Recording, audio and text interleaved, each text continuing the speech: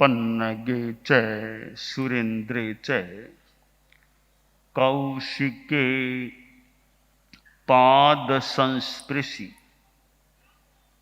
निर्विशेष मनस्काय श्री वीरस्वामिने नमः। श्री वीर स्वामी महावीर स्वामी को नमन किया गया है। अब कैसे वीर स्वामी, कैसे महावीर स्वामी को नमस्कार है? महावीर नाम तो और भी किसी का हो सकता है। किसी बच्चे का नाम वीर महावीर हो सकता है, और भी किसी का नाम महावीर हो। तो वीर स्वामी ने नमः, वीर स्वामी को नमस्कार किया गया है श्लोक में। वीर कौन सा? जैन दर्शन में निक्षेप 4 बताए गए हैं। नाम, स्थापना, द्रव्य, भाव, ये 4 निक्षेप होते हैं। हम किसी भी वस्तु को जानना चाहते हैं तो यह स्पष्टता चाहिए कि कौन सी वो चीज है। जैसे मैंने महावीर का नाम लिया, महावीर स्वामी, वीर स्वामी। कोई कहे कि महावीर को मैं वंदना करता हूं, वाक्य तो हो गया महावीर को मैं वंदना करता हूं। अब श्रोता क्या समझे कि कौन से महावीर को वंदन करता हूं? एक बच्चे का नाम महावीर है, 3 वर्ष का बच्चा है। क्या मैं उस महावीर को वंदन करता हूं? कौन सा महावीर? करना उस बच्चे को तो मैं अभी वंदन नहीं कर रहा हूं। यानी नाम, जिसका मात्र नाम महावीर है, जिसमें वीतरागता नहीं है, उस बच्चे को वंदन करना मुझे अभी अभिष्ट नहीं है। ठीक है, तो फिर एक वहां कोई पत्थर है, उस पत्थर को स्थापित किया गया है। उस पत्थर का नाम भी, पत्थर को भी महावीर के रूप में स्थापित किया गया है। तो क्या उस पत्थर को आप वंदना कर रहे हो? क्या मैं महावीर को वंदना करता हूं? कोई बाहर मान लो पत्थर है, महावीर के रूप में स्थापित है, क्या उस पत्थर को आप वंदना कर रहे हो? कहा नहीं, उस पत्थर को तो मैं वंदना अभी नहीं कर रहा हूं। तो फिर कौन से महावीर? कि कोई जीव है, वो कई जन्मों के बाद महावीर नाम से कोई तीर्थंकर मान लो बनेगा। आप उस जीव को वंदना करना चाहते हैं क्या? जो अभी तो नरक में है मान लो, उस नरक में स्थित जीव को वंदना करना चाहते हैं क्या? कि ना, उसको वंदना करना मेरा कोई प्रयोजन नहीं, मुझे इष्ट नहीं है। तो हम क्या समझें, आप कौन से महावीर को वंदना करना चाहते हो?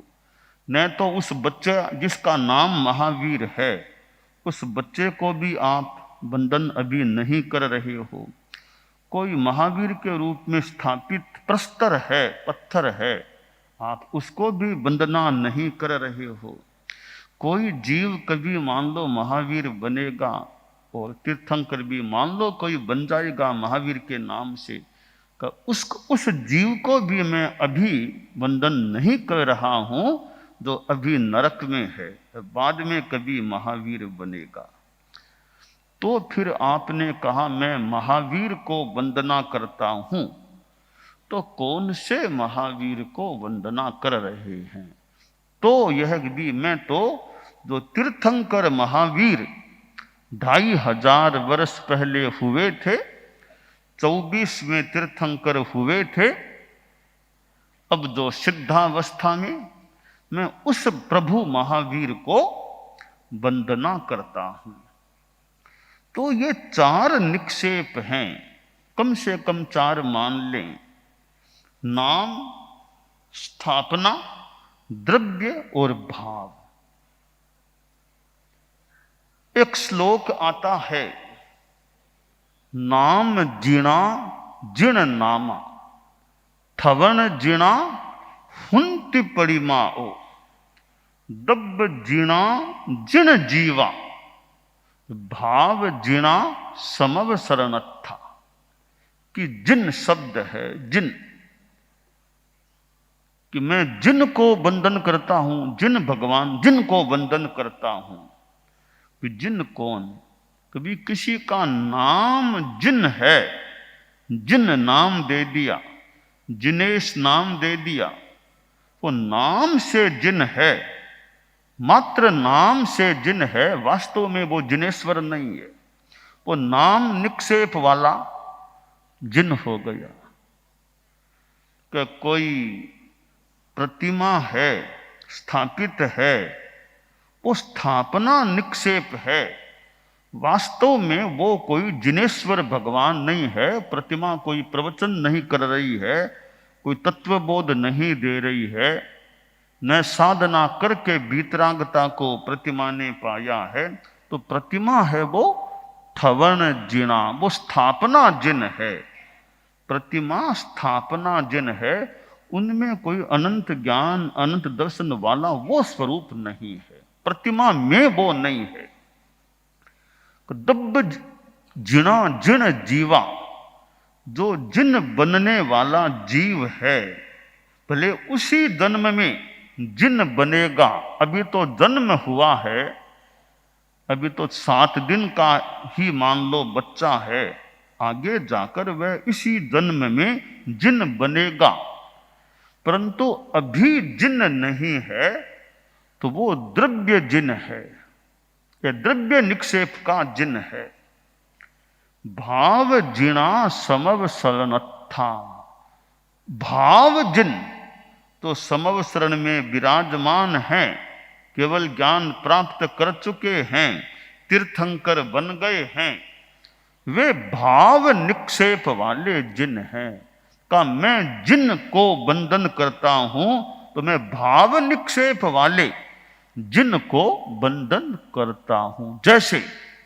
जैसा बताया जाता है, सीमंधर स्वामी अभी महाविदेह क्षेत्र में हैं, वे भाव जिन हैं, मात्र नाम से नहीं, वे भाव निक्षेप से तीर्थंकर हैं, जिनेश्वर हैं, जिन हैं।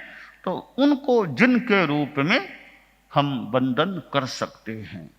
तो ये 4 निक्षेप, नाम, स्थापना, द्रव्य, भाव, किसी बात को समझने के लिए कि मेरा यह शब्द किस अर्थ में प्रयुक्त हो रहा है, यह जान लेना जरूरी कि अर्थ क्या है, मेरा प्रयोजन क्या, मेरा अभिप्राय क्या है, मैं जो शब्द बोल रहा हूं उससे मेरा मतलब क्या। तो मैं महावीर को वंदन करता हूं, तो नाम निक्षेप के महावीर को वंदन, स्थापना निक्षेप के महावीर को वंदन, या द्रव्य निक्षेप के महावीर को वंदन, या भाव निक्षेप के महावीर को वंदन। तो भी मैं भाव निक्षेप के महावीर को वंदन करता हूं। इसी तरह जिन की बात है, तो यह कि साधु, मैं साधु को वंदन करता हूं। तो किसी आदमी का नाम भी साधु है, कि साधु राम जी नाम है साधु, क्या उनको वंदना करते हो? ना, वो तो नाम निक्षेप के साधु हैं। किसी आदमी का नाम, गांव का अच्छा आदमी नाम साधु है, नाम निक्षेप वाले साधु को वंदन नहीं। तो कोई साधु की फोटो पड़ी है घर में, बक्से में फोटो पड़ी है, उस फोटो को बंधन है कि नहीं? फोटो को बंधन नहीं है मेरा। तो कोई साधु महाप्रयाण कर गया, उसकी डेड बॉडी है, उस डेड बॉडी को बंधन करना, उसको भी बंधन नहीं। तो कौन से साधु को? तो भावनिक से में वर्तमान में 6ठे से 14वें गुणस्थान में से किसी गुणस्थान में है, मैं उस साधु को बंधन करता हूं। तो यो हम नाम, स्थापना, द्रव्य, भाव, इन 4 निक्षेपों के संदर्भ में हम किसी चीज को यूं समझने का प्रयास कर सकते हैं। तो हमारे समझने के माध्यम भी नाम, समझने का माध्यम भी नाम बनता है। कैसे? कि जैसे मैंने कहा महावीर स्वामी को नमस्कार, तो मैं जब यह मन में लाऊंगा या बताऊंगा कि महावीर, महावीर तुम्हारे चरणों में श्रद्धा के कुसुम चढ़ाए हम, महावीर तुम्हारे चरणों में, तो मैंने मैं हा वीर बोला। यह महावीर शब्द है, वो द्योतक है उस 24वें तीर्थंकर प्रभु वर्धमान का द्योतक है महावीर शब्द। तो मुझे महावीर, प्रभु महावीर का 2550वां निर्वाण वर्ष का प्रसंग, तो भगवान महावीर के बारे में बताना होगा, तो बार बार महावीर, भगवान महावीर, भगवान महावीर। तो महावीर से मतलब क्या? वो व्यक्ति जो 2500 वर्ष या 2550 वर्ष पहले लगभग निर्वाण को प्राप्त हुआ था, 24वां तीर्थंकर, उसको मैं महावीर कह रहा हूं। तो यह महावीर शब्द है, नाम है, वो उस महावीर को द्योतित करने वाला है। उस नाम से हम महावीर को, प्रभु को जान सकते हैं। तो जानने का माध्यम भी नाम बन जाता है। अब देखिए स्थापना, कि महावीर को जानने के लिए हमारे आगम आदि पर पीछे भी भगवान महावीर का फोटो या वो है। अब नाम लिखा हुआ मान लो नहीं भी होगा, फोटो को देखेंगे, हाँ वो महावीर जो 2550 वर्ष पहले लगभग निर्वाण को प्राप्त हुए, वे इस फोटो को देख करके हम उस महावीर की स्मृति कर सकते हैं। तो यह स्थापना है, फोटो है, मूर्ति है, वो उस महावीर को हमारे दिमाग में लाने में समर्थ है, जो हमें अभिष्ट है, जो हमारे श्रद्धा के पात्र हैं। हम स्थापना से भी महावीर को जान सकते हैं। अब द्रव्य को देखिए कि जैसे भगवान महावीर पहले नंदन राजा के भव में साधु बने, तो हम यह भी जान सकते, जो नंदन राजा थे, नंदन राजर्षि थे, वे अर्थात वो द्रव्य महावीर थे।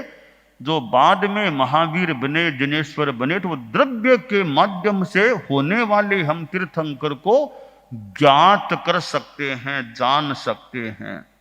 और भाव महावीर तो है, वास्तव में जो महावीर हैं तीर्थंकर के रूप में हैं, वे भाव तीर्थंकर महावीर। तो यूं हम निक्षेप को भी संभवतः 2 तरीकों से समझ सकते हैं।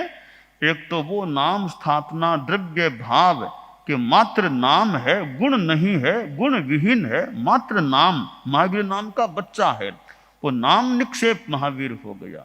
इसी तरह प्रतिमा है, वो स्थापना निक्षेप महावीर हो गया। इसी तरह द्रव्य जो अन्य गति में, वो द्रव्य निक्षेप के रूप में महावीर हो जाए।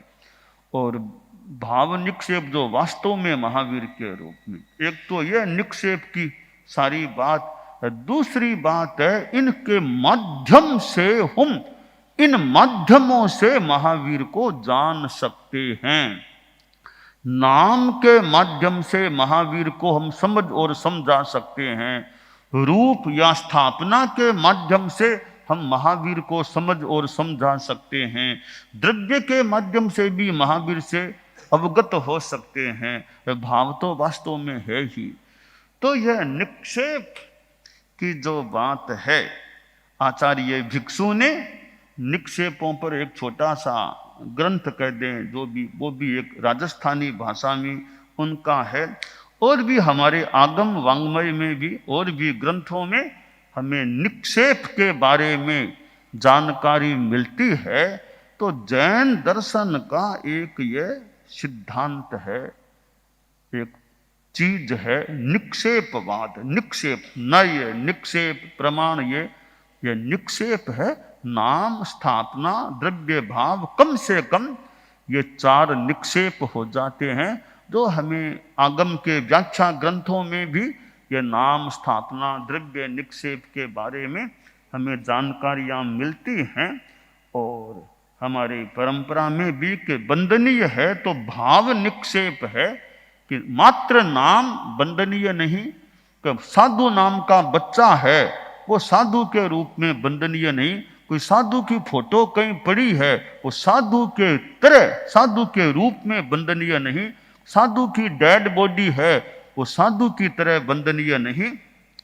तो वास्तव में वर्तमान में साधु है वो साधु के रूप में वंदनीय होता है। तो ये 4 निक्षेप हैं, थोड़ा सा गहरा विषय है और ग्रंथों में पढ़ करके समझ करके निक्षेपों के बारे में जानकारी भी प्राप्त की जा सकती है। तो यह जो एक श्लोक है छोटा सा निक्षेप को बताने वाला, हमारे साधु साध्वियां समनियों को कईयों को याद हो न भी हो, नाम जिणा जिण नामा ठवन जिणा हुंति पड़ी माओ, दब्ब जिणा जिण जीवा भाव जिणा समव शरणत्था। कि नाम, स्थापना, द्रव्य, भाव, इन 4 निक्षेपों को उदाहरण सहित एक श्लोक में प्रस्तुत कर दिया गया है।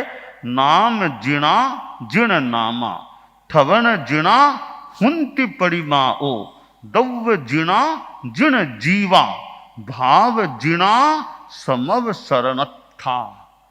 तो 24वीं में जयाचार्य प्रवर ने भी विमलनाथ भगवान की स्तुति में भी ये निक्षेपों के संदर्भ में विमल गृहवासे द्रव्य जनन था, यूं निक्षेप की बात भी उन्होंने 13वें गीत में भी कुछ प्रस्तुत की है या आई है।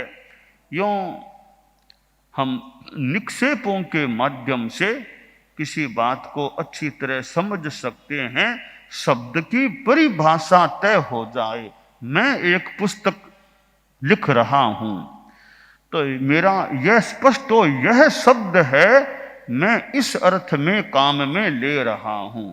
कि जैसे कि मेरी पुस्तक में बार बार गुरुदेव शब्द आएगा, तो जहां भी गुरुदेव शब्द आए उसका मतलब पाठक यह समझे कि गुरुदेव तुलसी, मैं गुरुदेव तुलसी के लिए बार बार मेरी पुस्तक में, तो बार बार गुरुदेव तुलसी लंबा पड़ेगा तो गुरुदेव ने कहा, गुरुदेव ने मुझे कहा, गुरुदेव ने मुझे बुलाया, तो जहां भी गुरुदेव शब्द आए तो पाठक इसका मतलब आचार्य तुलसी, तेरा पंथ के 9वें आचार्य, उनको समझे।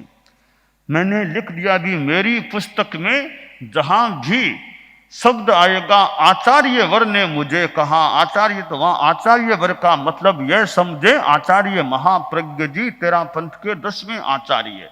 तो यो मैंने भूमिका में दे दिया कि मेरी इस पुस्तक में आप इन शब्दों का यह अर्थ समझे, तो फिर पाठक के लिए क्लियरनेस, स्पष्टता रहेगी कि गुरुदेव का मतलब आचार्य तुलसी, आचार्य वर का मतलब महाप्रज्ञ जी प्रवर।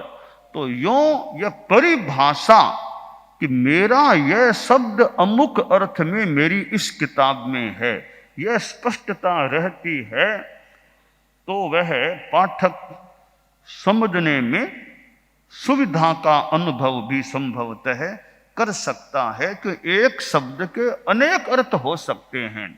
तो मैं किस अर्थ में इस शब्द को काम में ले रहा हूं, यह स्पष्टता हो जाए तो थोड़े में वो बात अच्छी आ सकती है कि बार बार लंबा वाक्य न लिखना पड़े। तो वो यह निक्षेप की जो बात है, वो नाम, स्थापना, द्रव्य भाव, इनसे स्पष्टता हो जाए तो हम तत्व को, बात को एकदम सही रूप में समझने का प्रयास कर सकते हैं। दानान सिद्धम अभय पयाणम सच्चे सुया अणवज्जं वयंती तवेषु या उत्तम ब्रह्मचेरम लोगुत्तमे समणेनाय पुत्ते।